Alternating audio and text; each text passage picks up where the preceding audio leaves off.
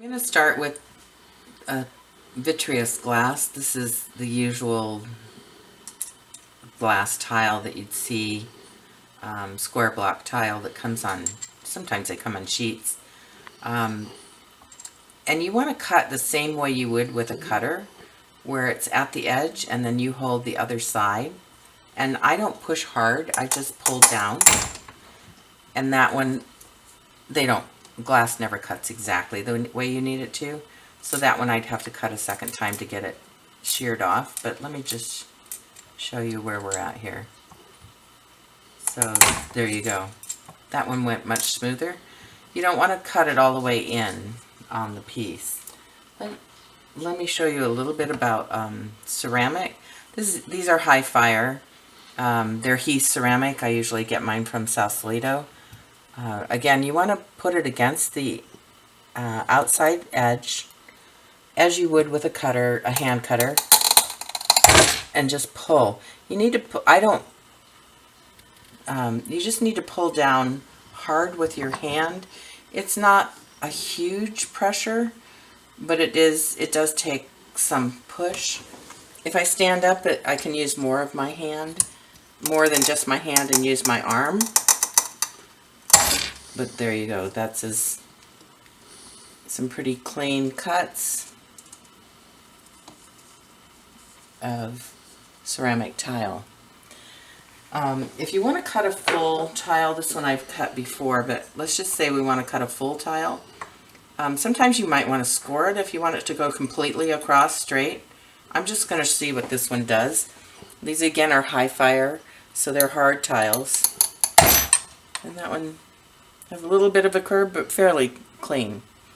So you see there's no mark from where the blade was, and it's a really clean cut. The other pieces that I like to cut are pieces like this. So these are soft marbles or turquoises. This is a turquoise. And it is a way for me to get parts from natural stone that I normally wouldn't be able to get.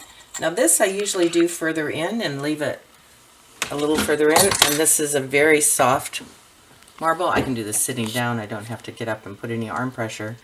But you see that gives you a much different texture to your work. You can do things like, this is another kind of a marble.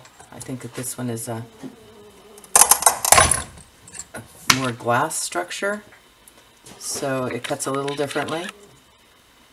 But I use that one to get some materials out of some unusual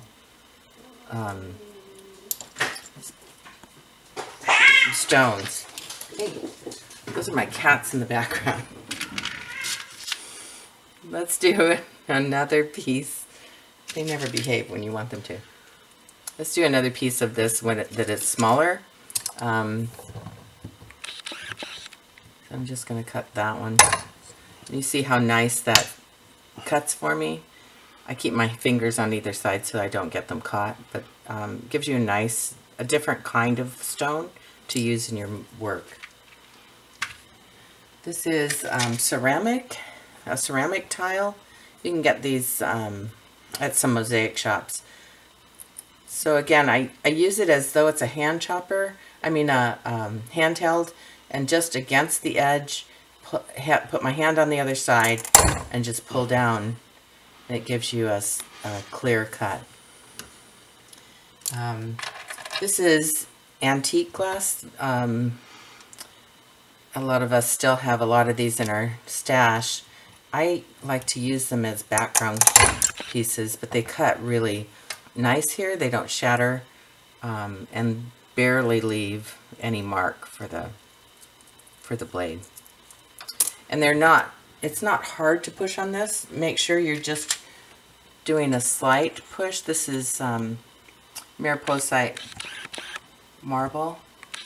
And that's a little sideways. I don't know if I can get this one to come off. Let's see. Yep. Okay. So that one, Mariposite marble is from Mariposa County here. Gives a Really clean cut. Not hard to cut with. Let me do, this is blue